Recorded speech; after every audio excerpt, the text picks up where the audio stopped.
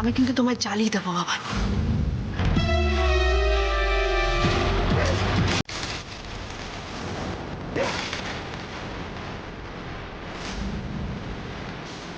আজকের পর থেকে যদি আমার বোনের ওপর তোমার ছায়া পর্যন্ত পড়ে তাহলে কিন্তু আমি তোমার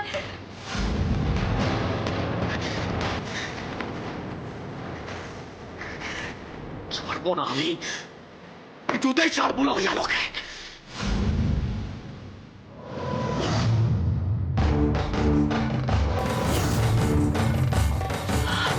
বাবান, হে বাবান, বাবান, কি হয়েছে?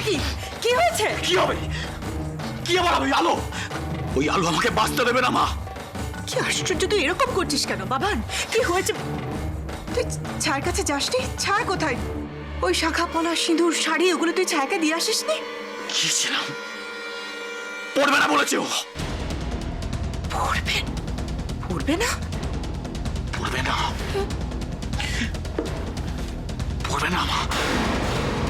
ওরা কি আমাকে স্বামী হিসেবে মানতেই পারে না।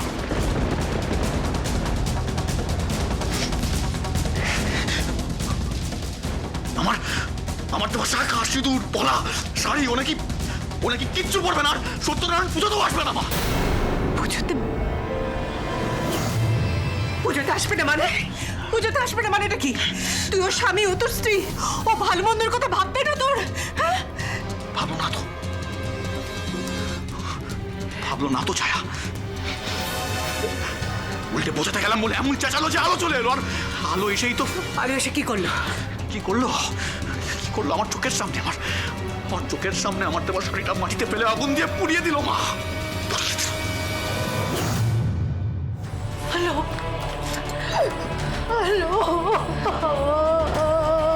শান্ত হ, কাঁদিস না ছায়া। এরকম শয়তানদের সামনে এভাবেই রুখে দাঁড়াতে হয়, ঠিক এভাবেই। একদম ঠিক বলেছো তুমি আলো। আজকের পর থেকে আমিও আর শাখা সিঁদুর পরবো না। অনিকেতের নামেই এই শাখা সিঁদুর আমি আজ থেকে নিশ্চিহ্ন করে ফেললাম। না বমনি, ছাড়ো। ঠিক করছো নাকি?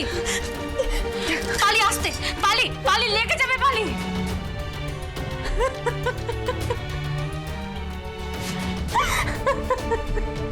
খুব ভালো করেছো পালি দিদি, খুব ভালো করেছো। আর বাবা মা, তাদের কি কৈফিয়ত দেবো বলো?